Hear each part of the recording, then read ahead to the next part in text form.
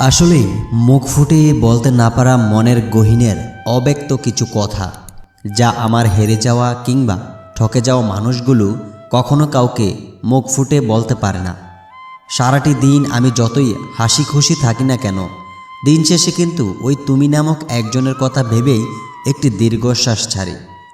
একটি কথা কি জানেন, একজনের শূন্যস্থান কখনো অন্য আরেকজন দিয়ে পরিপূর্ণ করা যায় না। শূন্যস্থানের নিচে যেমন একটি দাগ থাকে, তেমনি মনের ভেতরেও তেমন একটি দাগ থেকে যায়। একজন চলে যাওয়ার পর কখনো আরেকজনকে শেয়ার করা যায়, তাহলে নতুন করে নতুন একটি মানুষকে ভালোবাসা যায় না। এই সত্যিটি ভুল। একজন চলে যাওয়ার পর যদি অন্য কারো কাছে নিজেকে নতুন করে আবার সেই পুরাতনের মতো পরিচয় করিয়ে দেওয়া যায়, মানুষটিকে নিজের ভালো লাগা খারাপ লাগাগুলো বোঝানো যায়, দুঃখ কষ্টের একাংশ পুনরায় ভালোবাসাও যায়। কিন্তু সমস্যা হলো, সবচেয়ে চেনা মানুষ একবার অচেনা হয়ে গেলে আর কারো কাছেই নিজেকে পুরাতন ভঙ্গিতে পরিচয় করিয়ে দেওয়া আগ্রহটি থাকে না। আগ্রহের মৃত্যু খুবই ভয়ঙ্কর। জীবনে ভালোবাসার মানুষের চাইতে ভালো রাখার মানুষ থাকাটি ভীষণ জরুরি। ভালোবাসতে তো সবাই পারে, কিন্তু ভালো রাখতে পারে কয়জন? জীবনে ভালোবাসার মানুষের অভাব না হলেও ভালো রাখার মানুষের বড্ড অভাব।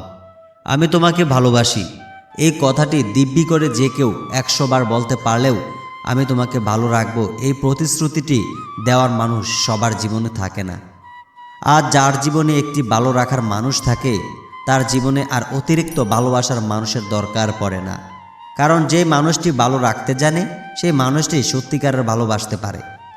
ভালোবাসার মানুষটিকে যদি ভালো রাখতেই না পারো, তাহলে তুমি তাকে কেমন ভালোবাসো? রাত জেগে গল্প করা, রোমান্টিক কথা বলা, কথায় কথায় ভালোবাসি বলা, কিংবা দামি খাবার খাওয়ানো, দামি গিফট দেওয়া, এইসবকে ভালোবাসা বলা হয় না।